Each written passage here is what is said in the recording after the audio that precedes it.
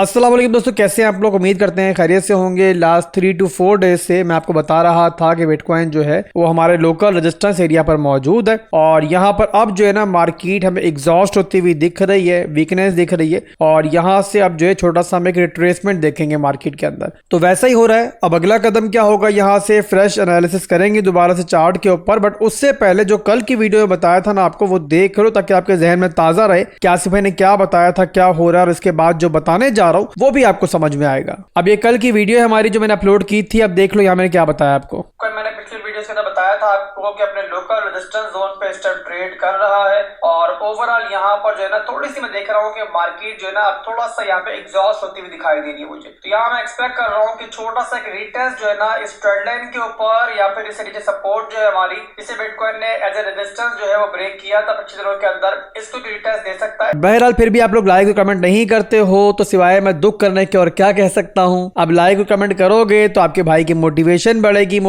बढ़ेगी। तो जो अभी आपको यहाँ पे 1-2 वीडियोस मिल रही हैं, दिन की आपको 3-3, 4-4 वीडियोस मिलेंगी। आप मुझे प्यार दोगे तो आखिर मैं आपको बदले में प्यार क्यों नहीं दूंगा। एनीवेज यहाँ से चलते हैं मार्केट के किंग बिटकॉइन के चार्ट के ऊपर। आपको मैक्रो लेवल पे भी छोटा सा एनालिसिस देंगे। इसके अलावा जो स्मॉलर टाइम फ्रेम है हमारा, शॉर्ट टाइम फ्रेम की जो मूवमेंट है हमारी, वो भी देखेंगे यहाँ पर और बताएंगे आपको कहाँ पर हमारी छोटी मोटी कोई ट्रेड बन सकती है। तो यहाँ सबसे पहले मैं आपको मैक्रो लेवल पे लेके चलता हूँ और वीकली टाइम फ्रेम का चार्ट मेरे पास ओपन है। अब यहाँ पर मैक्रो लेवल का चार्ट मैं आपको सिर्फ इसलिए दिखा रहा हूँ कि वो तमाम लोग जो ये सुनना चाह रहे हैं, जानना चाह रहे हैं नेक्स्ट बड़ा मूव जो है मार्केट का, नेक्स्ट बड़ा ब्रेकआउट जो है बिटकॉइन का, वो कब आ सकता है, तो वो आपको बताने जा रहा हूं दोस्तों इस चार्ट के ऊपर। यहाँ पर सबसे पहले दोस्तों आप लोगों ने ये देखना है कि वीकली के अंदर जो है ना हमारा स्ट्रक्चर कैसे चल रहा है। तो यहाँ पर आप देखो दोस्तों, तो ये बिटकॉइन ने बनाया हाई, ये बना लो, एक नया हाई मिला। अब यहाँ पर अप्रैल के महीने में जब बिटकॉइन ने दोबारा डंप किया ना नीचे की तरफ, तो वहां पर क्या हुआ कि हमारा लो ब्रेक हो गया। लो ब्रेक हुआ तो ये मिला हमें पहला हमारा लोअर लो।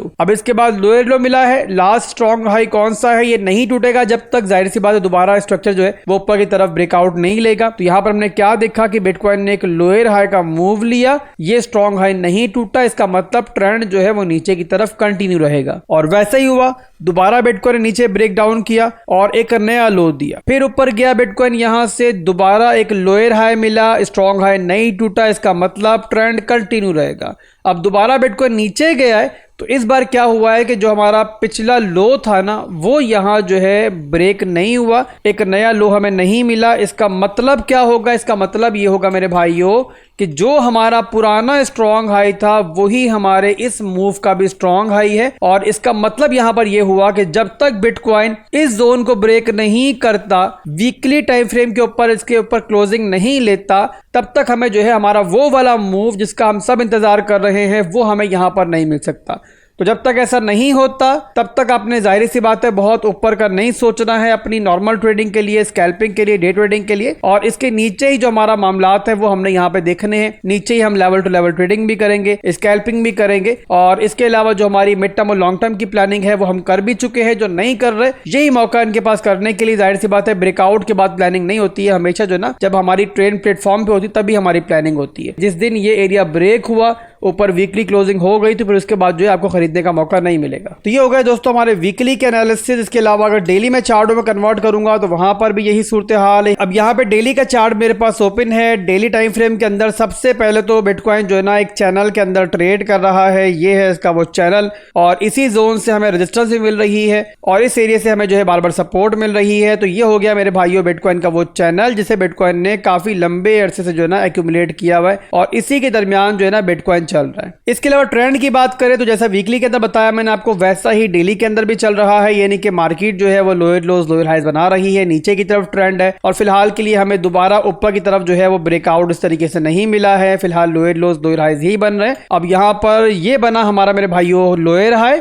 जो लास्ट हमारा पंप था, यानी कि वो सिर्फ और सिर्फ जो ना हमारा जो प्रीवियस स्ट्रॉन्ग हाई था उसका रिटेस्ट था और उसके बाद यहाँ से डंप हुई मार्केट, तो एक नया लो हमें मिला इस जोन के अंदर। अब यहाँ मार्केट दोबारा पंप हो रही है तो जाहिर है ये हमारा एक लोअर हाई का मूव है। जैसे वीकली के अंदर था। और जब तक हमारा डेली का ये वाला रीजन ब्रेक नहीं होता ना, ये मैं मार्क कर देता हूं, तो ये है मेरे भाइयों वो रीजन कि जब तक ये एरिया ब्रेक नहीं होता तब तक जो है ना, यूं समझ लो कि बिटकॉइन जो है, जैसे बताया मैंने आपको वीकली के अंदर, कि दोबारा अप ट्रेंड के अंदर नहीं आएगा और तब तक जाहिर सी बात है वो बड़ा मूव जिसका हम सब इंतजार कर रहे हैं वो नहीं आएगा। अब यहाँ पर एक चीज नोट भी कर रहे होगे आप लोग, डेली के अंदर भी और वीकली के अंदर भी, कि मार्केट एक तरह से जो है ना डिसाइडिंग मूवमेंट की तरफ जा रही है। यानी कि हम कह सकते हैं कि अगले कुछ महीनों के अंदर वो वक्त भी आएगा बहुत जल्द कि जब बिटकॉइन जो है ना इस एरिया को भी ब्रेक करेगा। और जब ब्रेक करेगा फिर जाहिर सी बात है वो टाइम आ जाएगा जिसका आप सब लोग इंतजार कर रहे हो और जिसके इंतजार में आप लोगों की सांसें भी खुश्क हुई हुई हैं। बार बार मार्केट नीचे जाती है तो आप लोग वहां पे परेशान भी हो जाते हो। तो वेट करो, इंशाल्लाह जो आपकी मेटा वो लॉन्ग टर्म की होल्डिंग्स है वो आपको नुकसान नहीं देंगी और सबर का फल इंशाल्लाह मीठा ही होगा। तो ये ओवरऑल दोस्तों बिटकॉइन के मैक्रो लेवल के एनालिसिस थे। अब यहाँ पर चलेंगे हम लोग स्मॉलर टाइम फ्रेम के अंदर, शॉर्ट टाइम फ्रेम के अंदर, ताकि यहाँ पर अगर ट्रेडिंग करना चाह रहे हो आप तो आपको उसका आइडिया रहे कि यहाँ पर अगला कदम जो है बिटकॉइन का क्या हो सकता है। तो पिछली वीडियो के अंदर दोस्तों मैंने जो आपको शॉर्ट टाइम फ्रेम के एनालिसिस दिए थे, जिसका क्लिप मैंने अभी आपको दिखाया भी है वीडियो के शुरू में, यहाँ पर जो है ना मैं एक्सपेक्ट कर रहा था कि बिटकॉइन अपने रेजिस्टेंस जोन से जो है ना, जो कि हमारा एक लोकल रेजिस्टेंस जोन था, यहाँ से दोबारा नीचे ब्रेक डाउन करेगा और वही हुआ दोस्तों। जैसा बताया था मैंने आपको कि यहाँ से ब्रेक डाउन हुआ और जो डिमांड जोन मैंने पिछली वीडियो के अंदर मार्क किया था एक ट्रेंड लाइन की सूरत में, ये ट्रेंड लाइन मार्क की थी मैंने, एक इसकी सपोर्ट थी हमारे पास और ये डिमांड जोन भी जो है ना इसी से अलाइन हो रहा था। तो आपके सामने एग्जैक्टली बिटकॉइन वहीं पर मौजूद है इस टाइम ना। तो ये सपोर्ट जो है ना डेली के अंदर हमारी एक सपोर्ट मौजूद है, तो ये आप जो है मार्क कर लो यहाँ पर। तो बिटकॉइन का जो डिमांड जोन है मैंने यहाँ मार्क कर दिया है, चाहो तो इसका स्क्रीनशॉट आप ले लो। 4 घंटे में चार्ट को मैं कन्वर्ट कर लेता हूँ, ज्यादा क्लियर आपको समझ में आ जाएगा चार्ट। अब यहाँ पर एक छोटा सा हमें इंटरनल स्ट्रक्चर ब्रेकआउट मिल जाए स्मॉलर टाइम फ्रेम में इस तरीके से, तो यहाँ पर मजीद भी हमें कंफर्मेशन मिल जाएगी। तो जो भी सूरत हाल बनती है मैं इंशाल्लाह आपको अपडेट कर दूंगा। टेलीग्राम, डिस्कॉर्ड दोनों का लिंक जो है वीडियो के डिस्क्रिप्शन में मौजूद है, उसे लाजमी ज्वाइन कर लो।